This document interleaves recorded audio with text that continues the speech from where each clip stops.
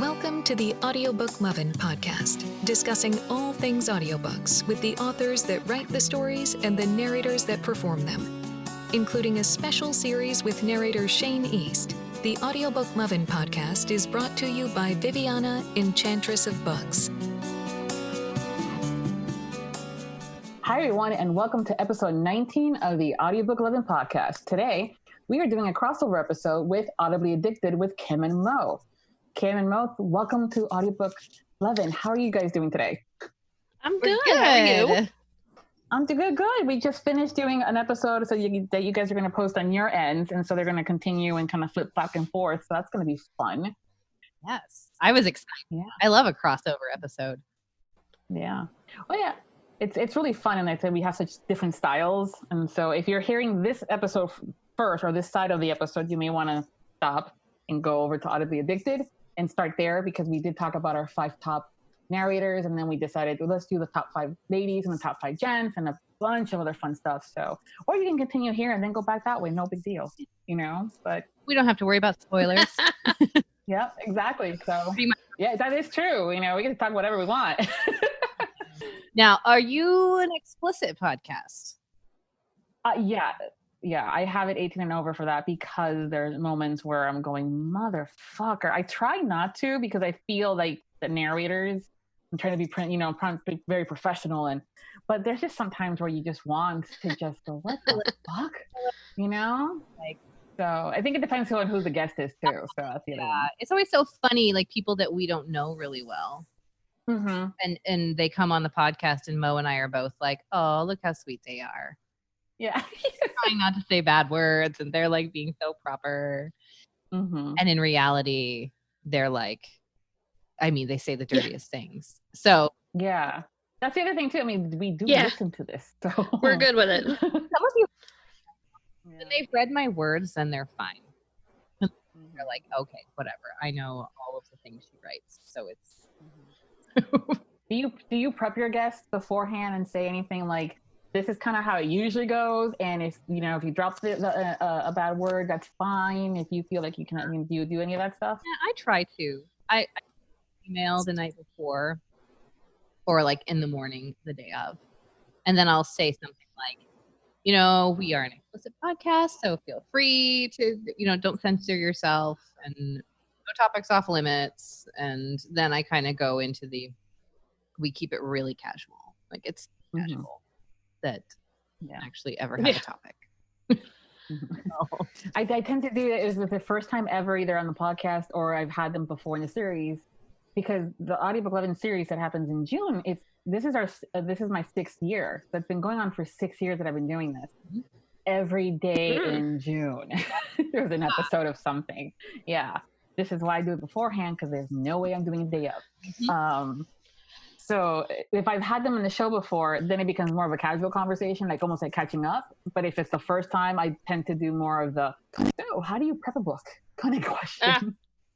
So, yeah. What made you decide to read all the sex books? Yeah. Well, you know what? I'm gonna steal that from you. Instead of saying, so what made you decide to be a narrator? I'm gonna go and say, so what made you decide to read the books that have a lot of sex in it?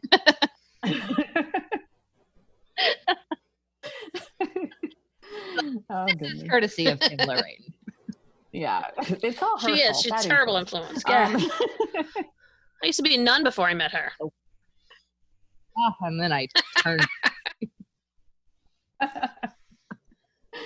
Goodness, that's so funny. Luther inside. We have dirty books here.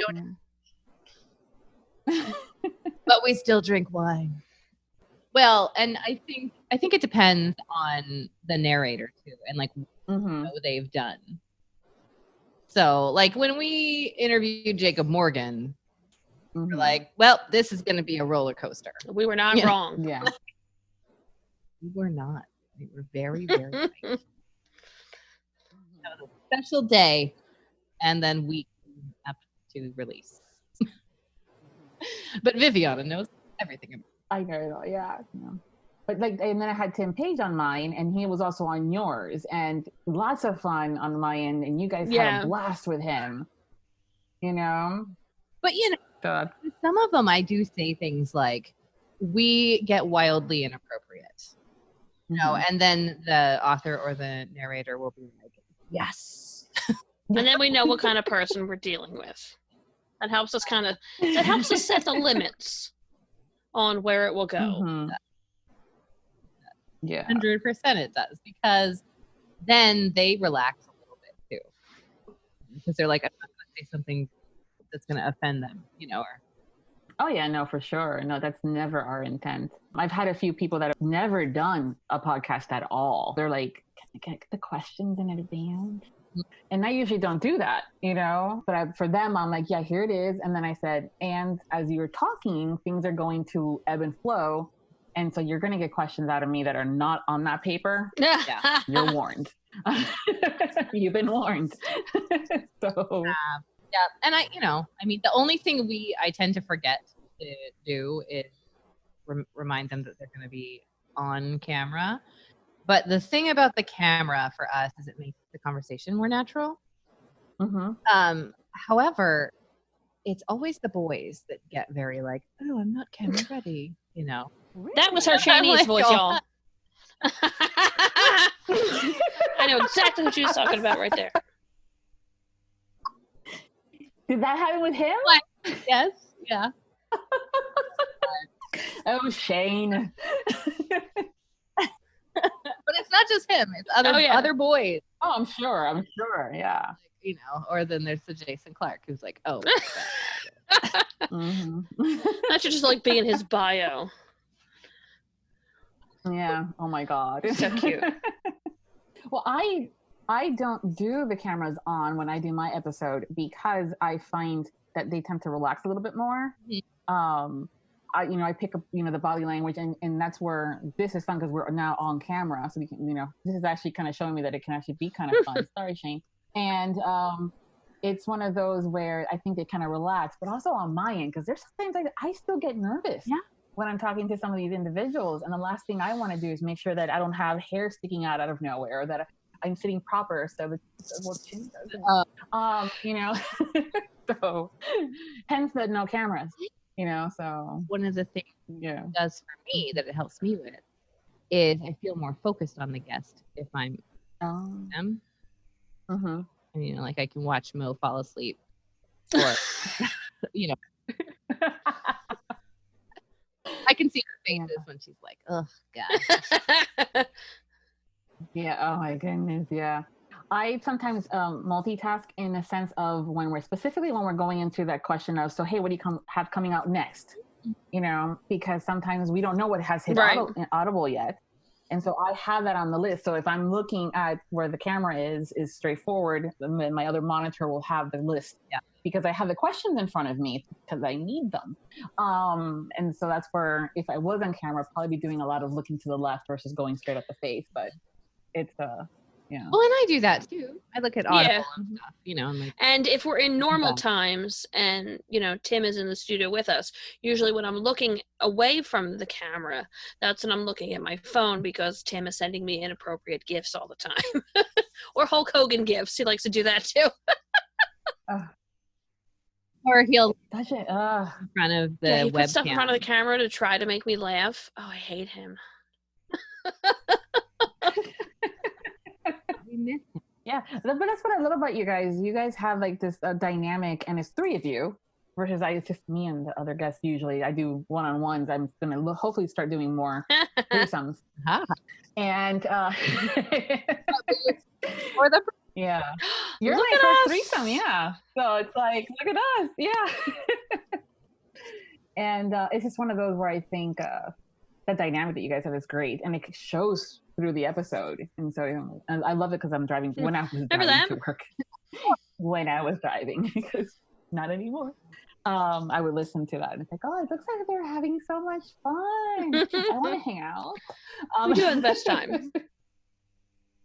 A really good time. And that's every Friday after we record. I'm always smiling when we're done. Always like, yay, that was really fun. Kind of sit. I think our first few, we were both so kind of starstruck. Talk to people. Like I remember Shane East Day Do you remember? Wait. Shane East Day? It was like we were gonna have. It was our date. Oh, you're gonna have him there. I'm like, when did he become a holiday? Sorry. He's like everyday love, But anyways. But no, it was like Mo and I both were like, oh my God, Shane East Day. It's Shane East Day today. It was like our Rex Manning Day. Mm-hmm.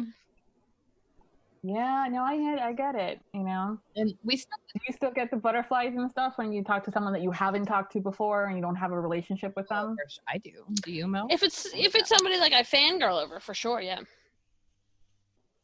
Like, I mean, when we talked to KJ Charles, we're just like, oh. I died. I don't even think I said 4 words on that goddamn show. I was just like, KJ Charles. She wrote Julie's Norries. That was me for like an hour. It was ridiculous. Oh, wow. Yeah. But I think that's also why I do the questions and I have them in front of me, because I'm afraid I'm going to slip into that fangirl moment, especially when I first started. I mean, I was talking to Dorinda Jones, Lorelei King, all these people, because I listened and I was fangirling and I was blogging. So we had that relationship, but to be able to talk, it's like, oh my God, I'm talking to you. And it's just one of those things. I think the biggest, oh my God, for me was like when I had Sebastian York. Mm-hmm. Mm-hmm. And that was like antacids and butterflies and walking back and forth. And like, I'm going, oh shit, I have Sebastian York in my, because I don't think he's done anything like this, like a podcast before. I don't think. He's super, he's hard to nail down. He's, like it's one of those things that you can't get Sebastian York unless you know a guy who knows a guy. Yeah. I know a guy. Yeah, you do. I feel like I get that way still with certain people. I mean, Samantha Young on the podcast, and I got all fangirly about Samantha Young. And then we basically turned out to be the same person, but she's Scottish. Like that.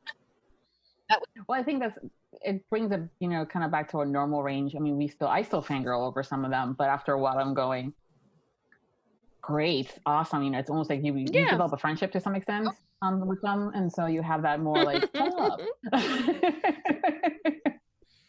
I'm already preparing to lose my shit. I don't get in a couple of weeks when we have Aaron Jackson on the show.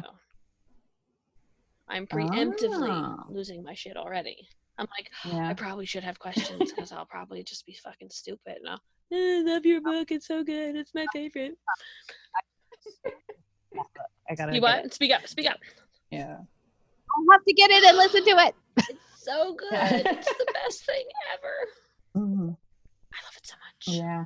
I try to get, I've realized that I have more narrators on than I have authors. And it's more because of the fact that the authors are out and about more, I think, than the narrators are. Yeah.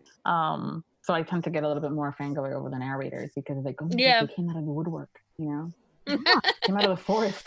They do. And it's like, you get these people that don't have a social media presence too. Oh gosh, yeah. You're like Jason Clark. Yeah.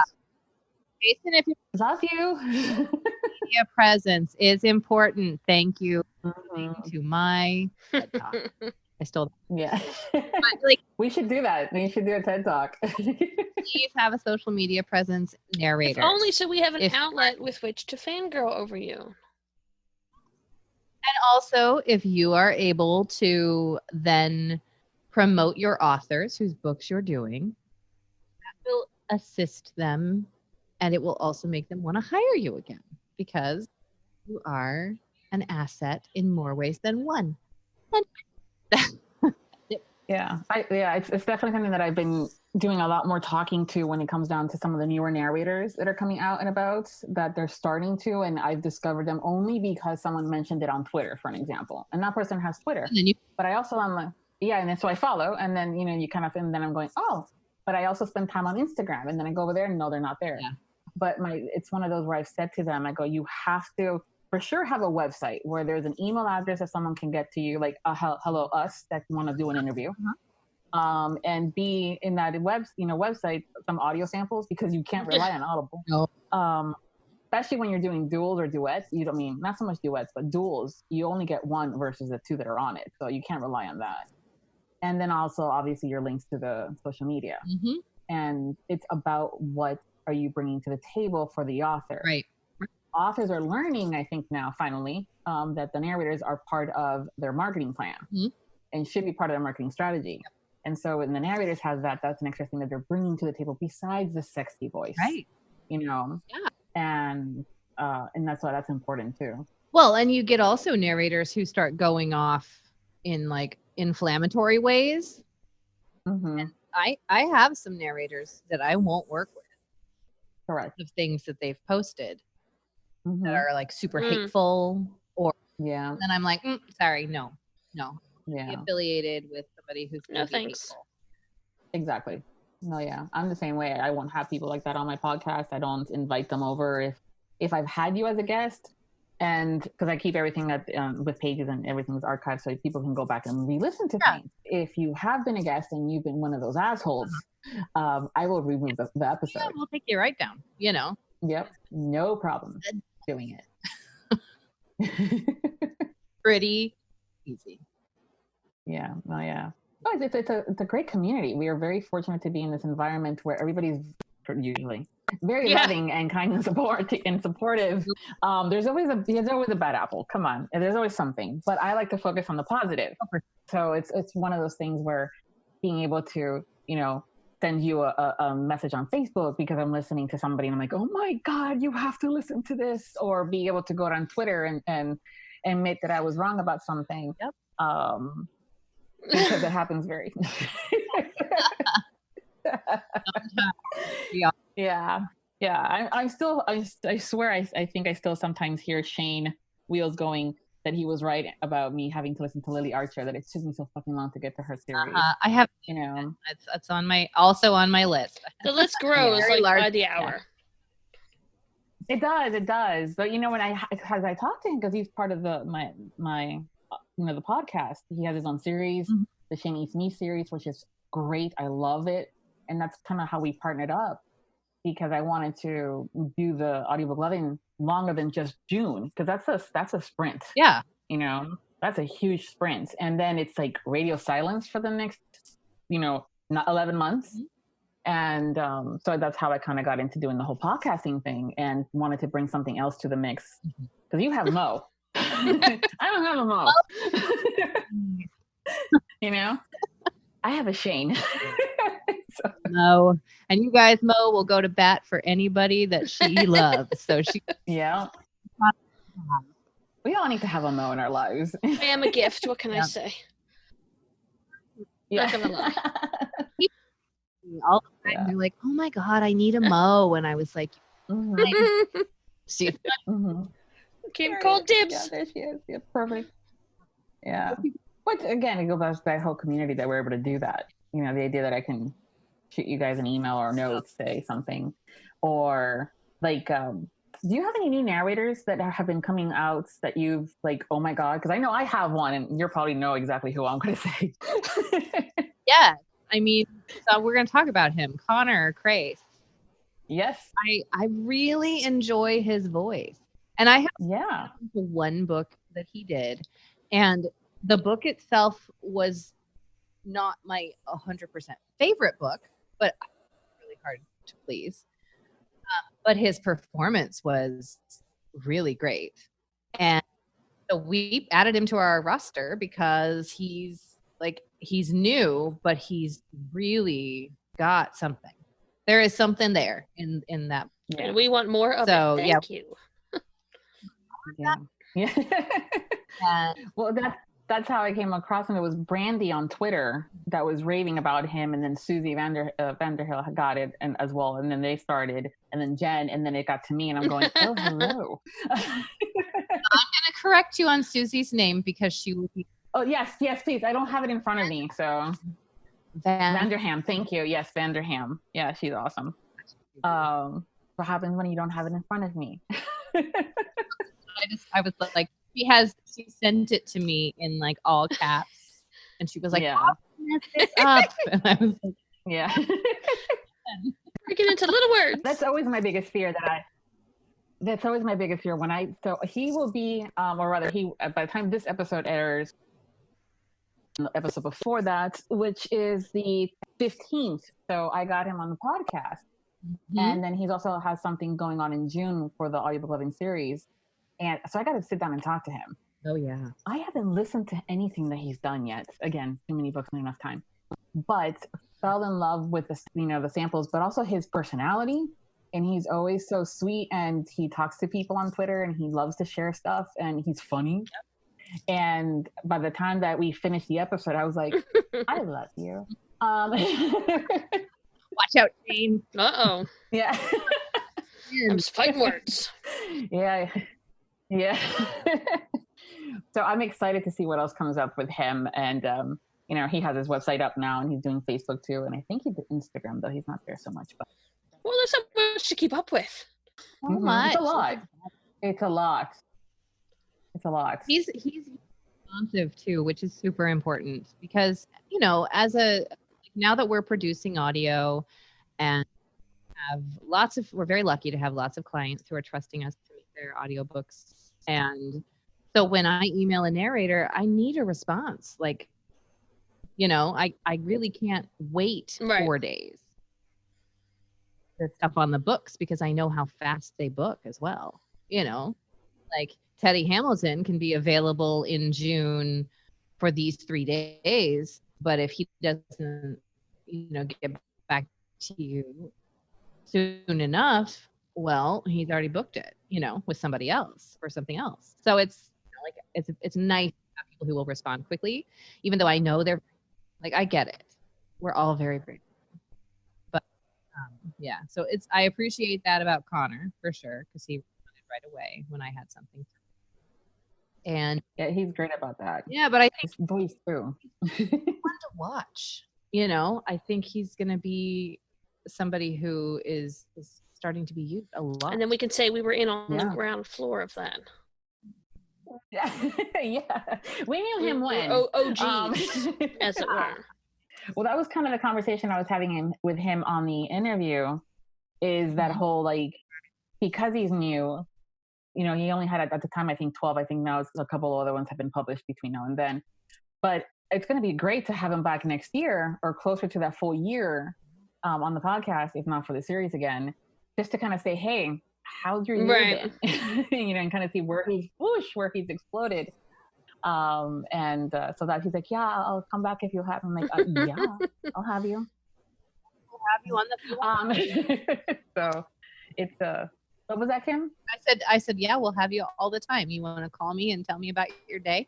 I will listen. Yeah. I'll be your therapist. That's fine. No problem. Yeah, that's fine. Yeah. I volunteer. As a first tribute.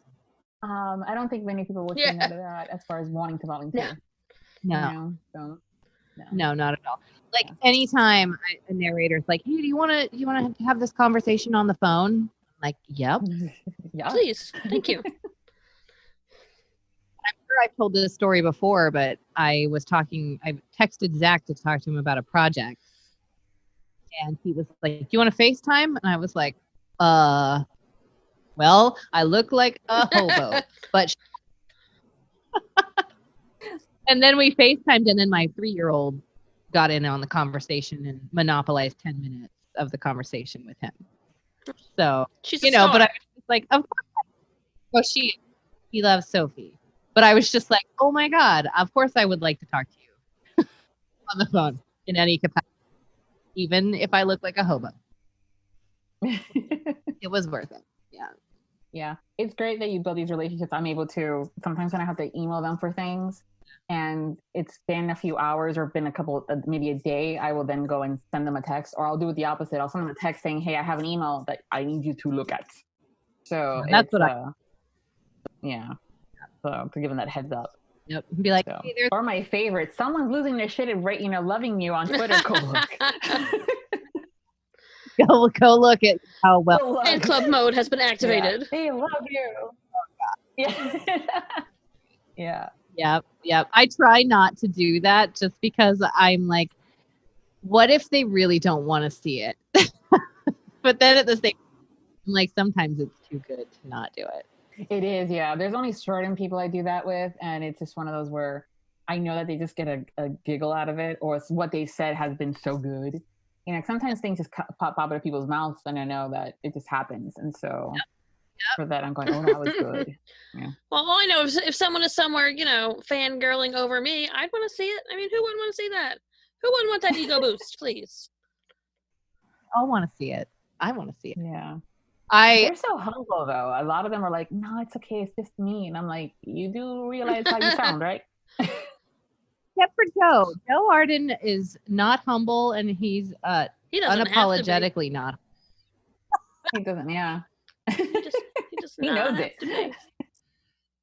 The other day, somebody did about like, does anybody realize now how sexy their husband is after listening to him talk on like business phone calls or something to that effect?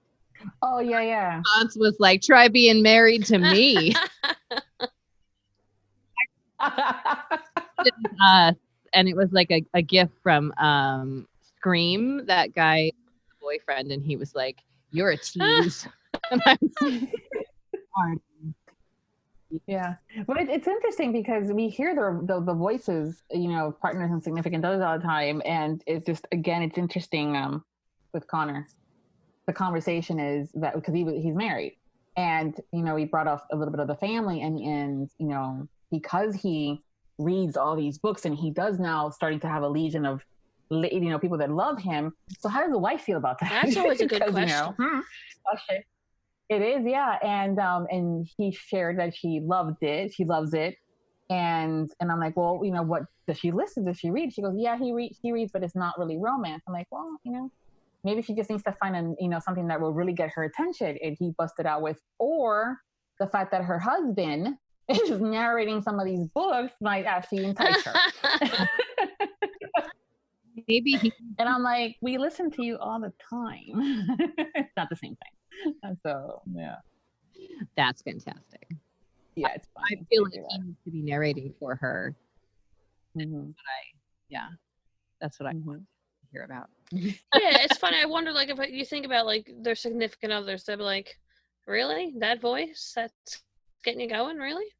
You love that voice? Mm-hmm. The same one I've been listening to every day for 10 years? That one? Yeah. Perspective, I guess. Yep. Yeah. I'm very attracted to voices. I love a good voice, and my husband has a really nice voice. So I love listening to him talk. And unless it's about board games, and then I start to kind of fall off. But like, it's very much something that for me would be a deal breaker. Like, he could be the hottest guy in the world, but if he sounded like Mickey Mouse, I'd be like, get out of here. True. That is true. So, it's got to be balanced. Training and work on that. You could hire him a dialect coach. So, pick a language, any language. Pick an accent, any language. Yeah. So how long have you guys been now doing this podcast? A little over a year. Was it a year in February? Wow. Well, yeah, we started in February, but we posted our first episode in April. We recorded a whole bunch, remember? Yeah. Stockpile, because we were like, I don't know how much we're going to be able to do this. Little did we know.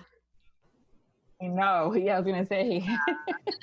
So many episodes pre-recorded that we ended up having to post 2 a week for like 2 months to get caught up. There was a lot of them. There was a lot. Yeah, it was a lot of fun.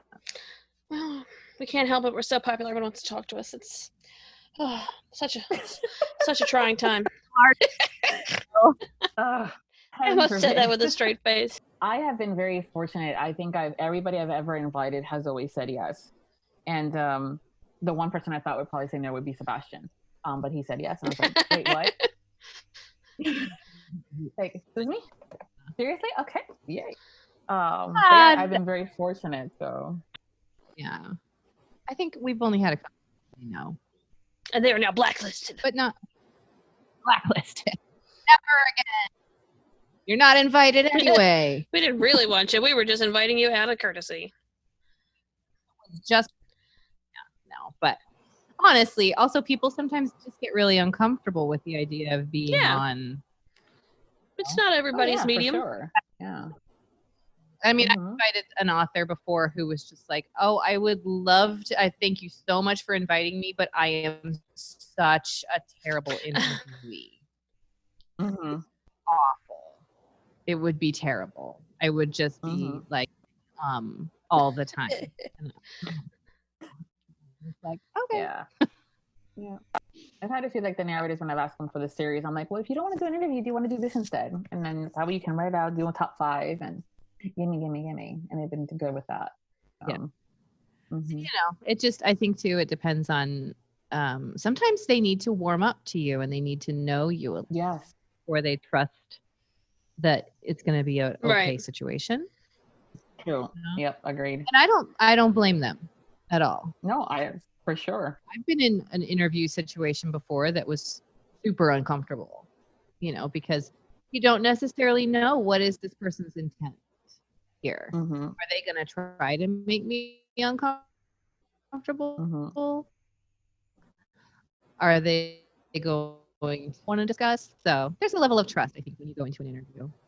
Yeah, definitely. And that's something that I value a lot. I know that whether it's a phone number or an email address or the time, it's something that I value a lot. And even though I know their pseudonyms and stuff like that, I still call them by their names because that's my biggest fear, that I'm going to out them by accident with no intent, you know, so it's just like, if I know them as that is what I'm calling you, like it or not, unless you make me do it otherwise.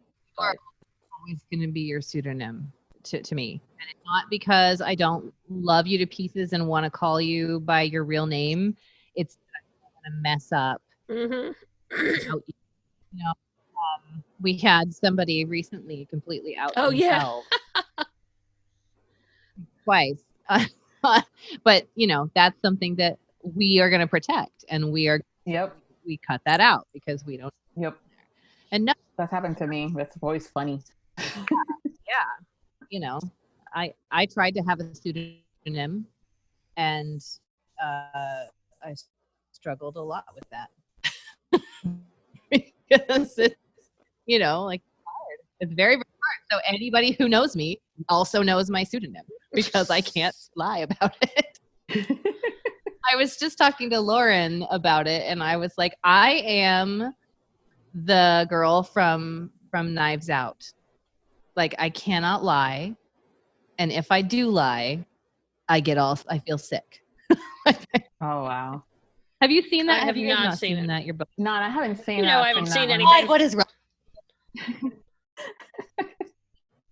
When she lies, she pukes. Like, that's the thing. Yikes. Wow. Like a murder mystery movie. Interesting. It's like a throwback to Clue. Oh, you have to watch it just to see. Because we love Chris. Oh, that was him in the sweater, right? That was a big phenomenon then. Yeah, Chris Evans in the sweater. Okay. I'm listening. Yes. You know, so I was talking to her about that and I was like, I can't, like, I'm not going to publicly talk about what my pseudonym is, you know. Right. But like, if somebody were to ask me, I would be like, yes, that's me. Not a persona. I try not to ask, but there's sometimes where, you know, there was one time that it was one narrator that I love them both. And when I got the chance to talk to one of them and I'm going, oh. And so that was the email that I wrote to him. I was saying, I don't want to pry, but did I hear a little bit of blah, blah, blah. And then, you know, very low key kind of thing. Yeah.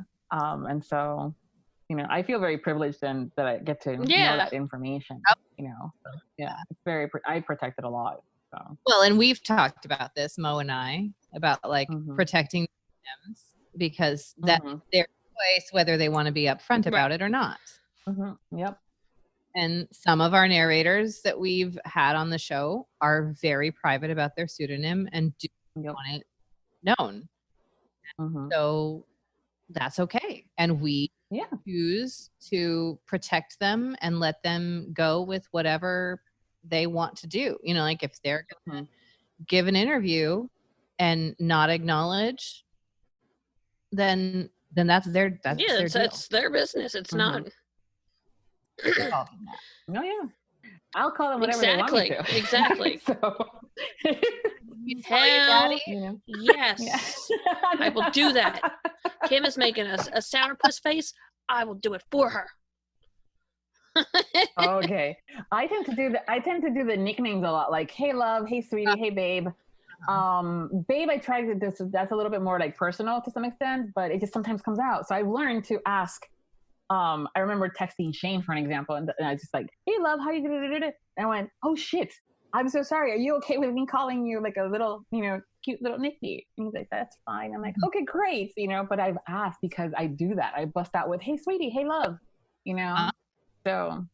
Well, because some people are much more in the nicknames. Like it's their love language. She's so much nicer than me. I'm like, what up, loser? Yeah. We are not the same. Yeah. Keep things interesting, that's for sure. Otherwise, if we were all the same, it'd be boring. Exactly. That's how my husband always knows if I'm on the phone with one of my brothers. I answer the phone, I'm like, what up, dick bag? Yeah. And he's like, your brother? I'm like, yep. Oh God, yeah. See, I get creative sometimes. I'm like, oh my God, stop being such a wanker. When I'm talking to someone, I wish I was cool enough to use that word. I'm not cool enough. I don't have the right voice and on the accent. Oh. Can we talk about our bad words by certain narrators, though? Oh yeah. That before we have to hang up. You said wanker. It's a good one. Because I really like it when Shane says wanker. He doesn't say it enough in my books, so I'm going to take it out right Write now. it down. I was going to say Kim knows my favorite. Mm-hmm. Which one is it? Cock stand. It's the best one. Cock stand. I've never heard of that one. Sis, you must. It's fantastic. Cock is standing. Yeah. It's a cock stand. It's my favorite word. Yeah. Oh, wow. You mostly hear in historicals. How would you use it in a sentence? Yeah, you mostly hear it in historicals, but I did just hear it in this contemporary I'm listening to. I was like, yes! Mm-hmm. And you heard it in Midnight Sun. I did. Not me. That'd be great. Yeah. Wow, she really does have a pseudonym. Damn. We have all been duped. Yeah. Well. Yeah, I just hired that lady to pretend to be me. Yeah. So what's your favorite curse word that the narrator, and who's the narrator that does it, Kim? Oh, I got a couple. I love the way Joe Arden says fuck. Yep. That's iconic. It was loves it. He loves it. And, I don't know. There's it's not a curse word, but hearing Zachary Weber say cock, really, you can tell he's like saying that talk. Really, yeah. Like he's really digging right on it. Driving it home, as it were. Ha ha ha. Wink, wink, nudge, nudge. Nicely done, Mo. Nicely done. I like those. I like those a lot. And and then I love the phrases. I have certain phrases. Yeah. Like fucking hell. No, it's a good one. Yep, that's true. Or That's a good one. Jesus Christ, but it's like really drawn out. Mm-hmm. You know? When it touches him for the first time and he's like, Jesus Christ. And I'm like, yes, you are. So, fine. What about you? Yeah. I like some of those combinations where they go, and especially like motherfucker. Mm-hmm. And I'm the one that can use fuck as an adjective, a noun, and as a very versatile word. Descriptive. It's a very versatile word. And so when it's said in its proper, cadence and stuff, Shane says it lovely. Joe as well, and Teddy's another one too that does when he says stuff like cock and mother, like fucking A or something like that. When it's just I'm probably just gonna start creating a list just for shits and giggles to see what it is. Good. Well, Yeah. like he did those the After Dark novellas for Laura. Oh yeah. And oh man, he gives real good dirty talk. Yes, he does. I was not expecting that because like he does dirty books, right? Like he does the naughty books. And when I say dirty books, you guys, I mean it with all the love in my heart. Yeah. No, this is not the kind of dirty. I'm not shaming them. I just want to make that clear. Yeah. But he's like, oh, Eddie, get it. Yeah. It's the best when they get into one of those modes, and sometimes even when you know them a little bit, and you're going, "Damn, I didn't know you." Ooh, you know, it's like, "Damn, I have to talk to you in 5 minutes." Shit, that happened. Mo, do you remember we were about to interview Aaron Shedlock because we had been in Vegas and we hadn't had a podcast yet, and we were listening, or he was coming back for his second episode. I was listening to Lover. Oh, right. Yes. And oh my God. And it's so he only gets the dirty stuff. And it was like really, there's a lot going on. And every time we were listening, we'd go down to the casino and there'd be Aaron Shedlock. And I'd be like, oh, I just heard you say you were going to yeah. Fuck. Yeah. I try not to listen to anything Shane does when I know that we have a date and time to do an episode because of that same reason. Because I'm going to be like, what the hell, dude? I'm going to talk to you in a couple of hours or something like that. I'm like, I can't, you know. But try being the person who wrote, you know, a male, female sandwich for him to read. By the way, thank you. You're welcome. I did. That was my glass ceiling that I broke. That's going in Kim's Wikipedia entry. Service for all humanity was to bring Shane East to the male romance world and male romance world. Give him an LGBT romance because that voice should be used for good. It should. Yeah, just about anything. But he's really good at being bad, you know? Like, so it's just one of those where I'm going, damn boy, come on. You know? Well, you just proved Hate You by Tracy Lorraine. It's real bad boy Shane. I remember, texting you back and forth. I'm like, he's got some serious dirty talk happening here. I'm kind of liking this. Yeah, it was good. I may have had to rewind some scenes a couple times just to ensure quality, because I am a professional now. All about the product knowledge. Oh, yeah. Product knowledge, Yeah. What I always say. Product knowledge, quality of work. We can't put our name on something that's not 100%, so I had to make sure. A couple times. Really, I'm very thorough. That's the word talk right. It's easy to get wrong. Yeah. Had to be the right inflection, the right amount of growl. Yeah. To really sound like he was enjoying it. He's okay. That's the best thing when I have someone talking and they'll FaceTime me or something, or they'll do it for the Facebook Messenger, and they're talking about it, and I'm going, yeah, he was okay.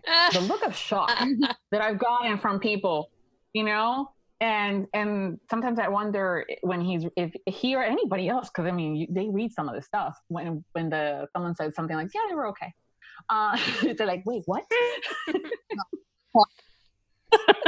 Excuse you? Excuse you? Yeah. Well, But Mo, what's your favorite other than Cockstand? I don't know. That one's just so good. I think everybody should use it. We have to bring it back. I'm trying. I don't even know. I'm the worst at this. I thought I was done with Cockstand. Damn it. Well, how would you use it in a sentence, for an example? Because I'm kind of curious. Like, if you're like, Because, like, you can throw, like, motherfucker out there. Right. And it's fine. Well, no, You can use cock it stand is anywhere. very How would you specific. use that one You in- have to use it, in terms of an erection. You can't just, blurt that out. You just what? Okay. Just did my cock stand. Oh, okay. Got it. I adjusted my cock stand. Yes. And at Cock first I thought stand, she said, I just did my cock stand. I'm like, is that a yoga move? Where am I? It's like a challenge. I didn't see that on my... That's going to be the new TikTok Oh, challenge, Lord too. have mercy. Don't Get say it that done. because someone will start that shit. Do Oh, not that's true, speak yeah. that into Mhm. existence. I'm already enough with the whole dancing, but there's a couple of them that are doing the whole growling Who I thing know? that I'm I'm going, sorry? I wonder if we could. They do a growl. Like, there's a couple of them on that they do something like that, like a growl. Yeah, I'm telling you, something really good. Anyways, so I kind of wonder, like, I wonder if we should get the narrators in on this. Yeah. 'Cause- We could have a growl off. Like yeah, exactly. Joe and Shane and Jason Clark Okay. and Teddy. Medlock. Yeah, Teddy. yeah, Aaron. Mhm. Fun. Yeah. We have our list, don't we? Got some good growlers. I love a growl. Thank you so much, Kim and Mo, for taking the time to chat and do this crossover episode. It was so much fun. I appreciate it. We had a great time. Thank you. So if you're not following them, why don't you guys share where they can find you? Okay. Mo, you want to Sure. take this one? I can do that. We are always at audiblyaddicted.com. We are on Facebook, on Twitter, and Instagram at Audibly Addicted. Yep. And we have a Facebook group, which is Audibly Addicted Fangirl and Boy Central. And you can find us pretty much everywhere you can get a podcast. So my preferred listening place is through iTunes Podcasts or Apple Podcasts or whatever it's called now. But we're on iHeartRadio and Spotify and Spreaker. So check us out there. But you can always listen on our website. It's embedded there. And yeah, come give us a follow. We're fun. Yeah, they're great. They're so much fun. And they have such a great time doing it. And all those links will be included in the post, so you guys don't have to go hunting with anything. But if you want to come over to Viviana Enchantress of Books for that, that'd be good. And we hope you've enjoyed this episode of the Audiobook Lovin Podcast. Make sure to follow us on our social media platforms. Subscribe to the Viviana Enchantress of Books newsletter. Don't forget to submit your this or that questions for Mr. Shane East. And until next time, happy listening. Thank you for joining us on the Audiobook Lovin Podcast, hosted by Viviana, Enchantress of Books. For links and more information discussed in today's episode, previous podcasts, or the Audiobook Lovin Series, please visit our website, vivianaenchantressofbooks.com. If you enjoyed today's episode, please leave a positive review wherever you listen to our podcast. Until next time, happy listening.